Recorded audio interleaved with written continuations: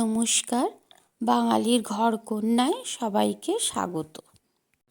আজকে আমি রান্না করব খুব সহজেই, কোনো রকম মশলা ছাড়া, দারুণ স্বাদের মূলো ছেঁচকি। তার জন্য এখানে আমি 3টে বড় সাইজের মূলোকে খোসাটা ছাড়িয়ে নিয়েছি। এবার এই গ্রেটারের সাহায্যে আমি এটাকে গ্রেট করে নেব। দেখুন, পুরোটা গ্রেট করা হয়ে গেছে। আর এটা চিপলে এর থেকে কিন্তু জল বেরোচ্ছে। আমি এটাকে ভালো করে চিপে জলটা ঝরিয়ে নেব। এদিকে কড়াইতে কিছুটা সর্ষের তেল গরম করে আমি সর্ষে আর শুকনো লঙ্কা ফোড়নে দিয়ে দিলাম।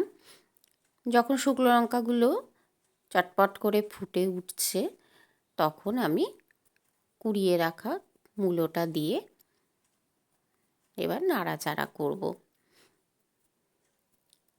আমার কাছে সাদা সর্ষে ছিল, তাই আমি সাদা সর্ষে দিয়েছি। আপনাদের কাছে কালো সর্ষে থাকলে কালো সর্ষেও দিতে পারেন। এবার আমি দিয়ে দিচ্ছি পরিমাণ মতন নুন, 1 চামচ মিষ্টি, চিনি আর হলুদ। এই রান্না যেহেতু নিরামিষ রান্না, এখানে কিন্তু নুন, ঝাল এবং মিষ্টি 3টে সমান সমান হলে খেতে খুব ভালো লাগে। তবে একান্তই যদি আপনারা মিষ্টিটা পছন্দ না করেন, তাহলে এটাকে স্কিপ করতে পারেন। এর মধ্যে কিন্তু আর কোনো রকম কোনো মশলা কিছু পড়বে না। আর এই রান্নাটা পুরোপুরি লো টু মিডিয়াম আঁচে হবে। এবার আমি একটু ঢাকা দিয়ে দেব, যাতে মূলো থেকে একটু জল বেরিয়ে আসে।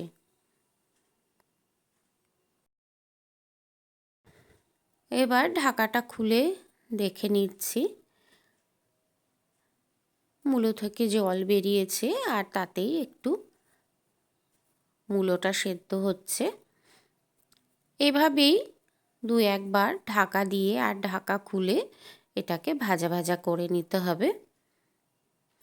আমি আবার একটু সময়ের জন্য ঢেকে দেবো।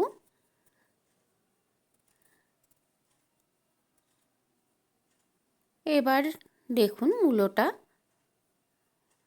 বেশ সেদ্ধ হয়ে এসছে মনে হচ্ছে।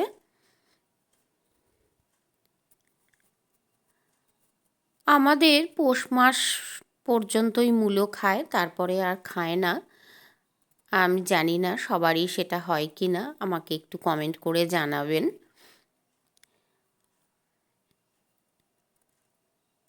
এবারে একটু চেখে দেখে নিচ্ছি নুন মিষ্টি ঝালটা ঠিক আছে কি না। আমার মনে হলো নুন মিষ্টি দুটোই একটু কম আছে, তাই একটু নুন আর চিনি দিয়ে আবার ভালো করে নাড়াচাড়া করে নেব। এভাবেই এবার এটাকে মাঝারি আঁচে ভাজা ভাজা করতে থাকবো। একেবারে কড়াই মানে যখন দেখেই মনে হবে যে ভাজা হয়ে গেছে, সেই পর্যন্ত এভাবেই ভাজা করব। পুরোপুরি ভাজা হয়ে গেলে আঁচ বন্ধ করে এটাকে একটা প্লেটে তুলে নেব পরিবেশনের জন্য।